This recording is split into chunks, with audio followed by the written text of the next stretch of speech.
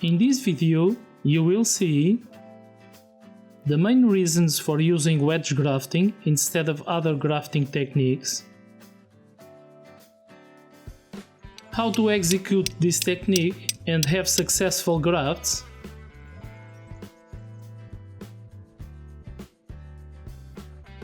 and the most common mistakes that can make your grafts fail.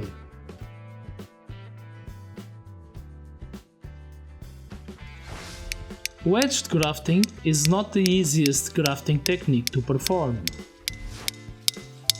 Specialized tools are usually needed to make the cuts, and compared to bark grafting, poor execution can immediately result in graft failure, as cambium contact has to be more precise. So, why would you use it instead of bark grafting?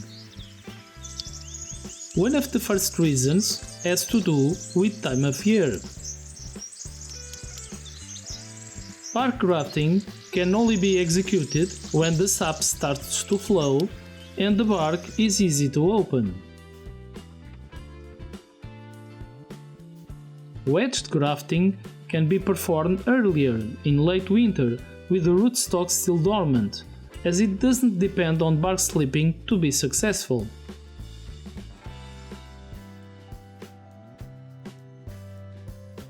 So, if you need to graft earlier than usual for some reason, wedged grafting is the way to go.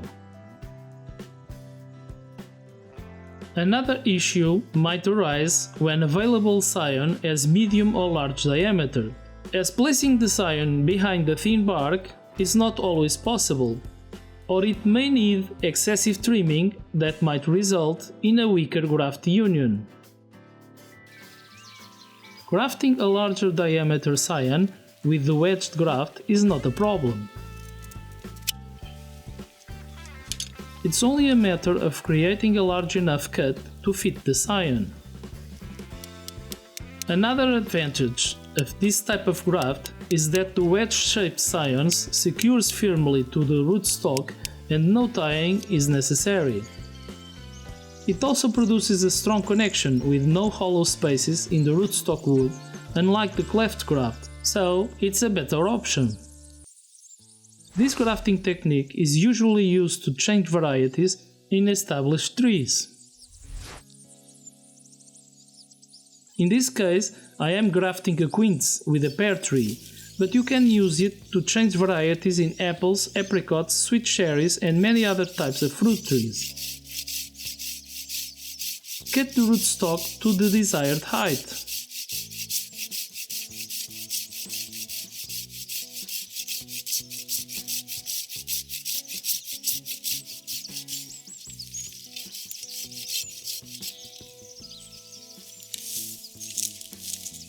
Remove all growth beneath the grafting point.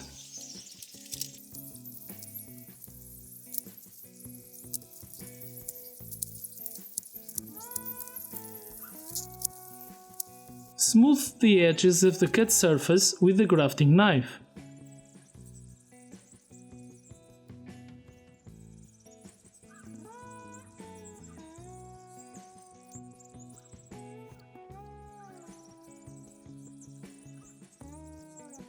Start by making a V-shaped wedge in the side of the rootstock. Using a grafting knife in larger diameter rootstocks won't allow for deep enough cuts, and using a hammer will end up damaging your knife. So, to be able to make cuts into the hardwood, the use of a small meat cleaver shaped tool and a hammer will make the job easier. Two cuts are made, coming together at the bottom and as far apart at the top as needed for the width of the scion. Be sure to make the cuts parallel and aim for the center of the tree. The cuts can extend more than half an inch depending on the scion diameter. After the cuts are made, the wedge chip is removed with the help of a screwdriver or the tip of the grafting knife.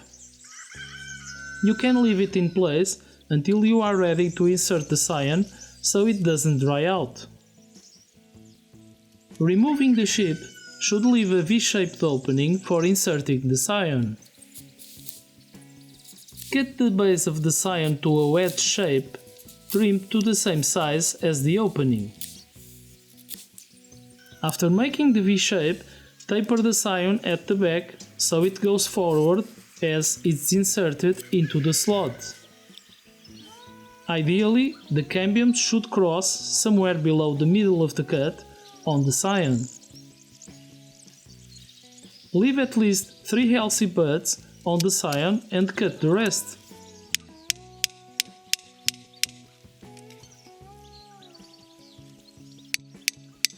In a 4-inch diameter rootstock, you can place 3 or 4 scions.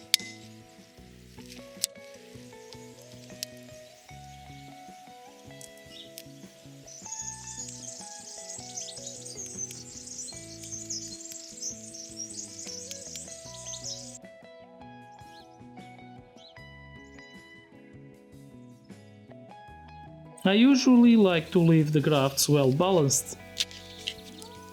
The big scion is just here for demonstration purposes. After all scions are firmly taped in place, cover all cut surfaces with a pruning paste to protect them.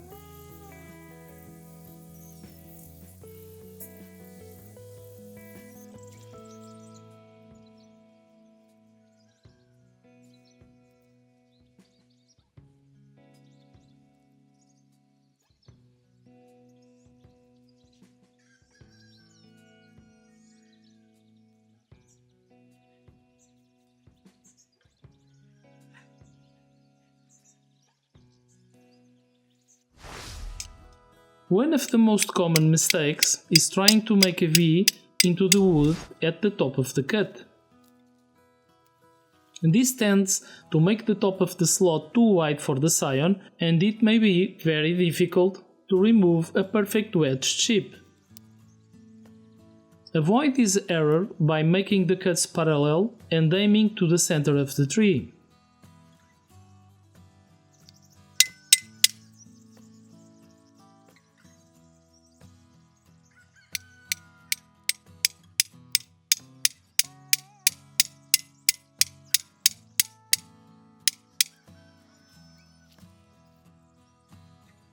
Using the right tools is very important in this grafting technique. Trying to make the cuts with a normal grafting knife or other tools unsuitable for the job will not work. The cut can't be larger than the scion diameter, or the cambium contact might be so limited that the graft might fail. Failure to match the scion and the cut properly might also open way for the pruning paste to enter into the slot, preventing cambium contact in those areas.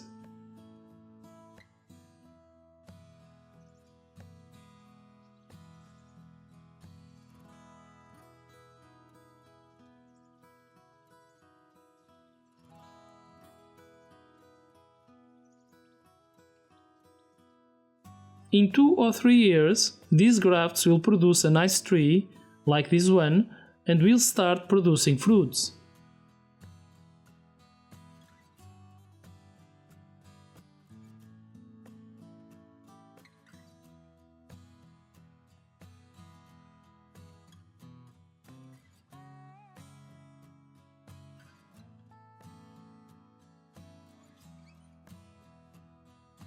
Thanks for watching.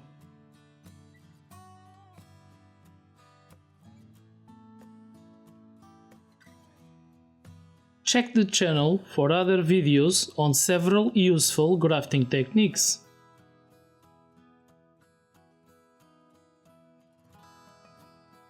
If you appreciate my work, like, subscribe, share the video and leave a comment to help me make more. Click the bell to receive notifications of new videos.